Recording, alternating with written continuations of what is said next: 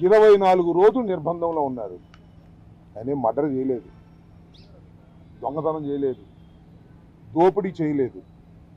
Media ముందు మాట్లాడాడు. Media ముందు మాట్లాడింది అసభ్యంగా మాట్లాడాడట అని కేసు పెట్టారు. ముందు పెట్టిన కేసు నంది అవార్డ్స్ మీద. నంది అవార్డ్స్ ఒకే కులానికి ఇచ్చారు, నాకు నంది అవార్డు అవసరం లేదు అన్నందుకు ఒక కేసు పెట్టారు. ఆ తర్వాత మరొక చోట మరొక కేసు పెట్టారు. మొత్తం టోటల్గా నాకున్న సమాచారం మేరకు 18 కేసులు పెట్టారు. 2 ప్రెస్ మీట్లు పెడితే తెలుగుదేశం పార్టీ అధికారంలోకి వచ్చిన తర్వాత 18 కేసులు పెట్టారు.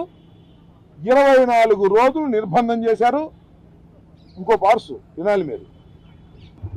అక్కడ కోర్టులో పోటీ చేస్తారు, అక్కడ నుంచి నర్సాపేట తీసుకొని నర్సాపేట కోర్టులో పోటీ చేస్తారు. అక్కడ నుంచి గుంటూరు జైలుకి తీసుకొచ్చి గుంటూరు జైల్లో పెట్టాల్సిన పరిస్థితి వస్తుంది. ఆ తర్వాత కర్నూలు తీసుకెళ్తారు, ఆ తర్వాత నంద్యాల అంటారు, నంద్యాల నుంచి విజయవాడ అంటారు, విజయవాడ నుంచి మళ్ళా కర్నూలు తీసుకెళ్తారు, మళ్ళా కర్నూలు నుంచి గుంటూరు తీసుకొస్తారు. ఇంతకన్నా శిక్ష ఏం కావాలి? ఆయన చేసిన నేరం ఏంటి? ఏమి లేదు. మీడియాలో మాట్లాడాడు, మీడియాలో దూషించాడట. సరే, అది దూషించారా, దూషించడం తప్ప రైటా, అది విచారణ అనంతరం న్యాయస్థానాలు తేల్చుస్తారు. చూస్తున్నారు కదా వాళ్ళ ప్రెస్ మీటుల్లో మాట్లాడేటటువంటి మాటలు. తెలుగుదేశం పార్టీ వారు ఎంత దౌర్భాగ్యంగా మాట్లాడారో వాళ్ళ మీద కేసులు ఉండవు.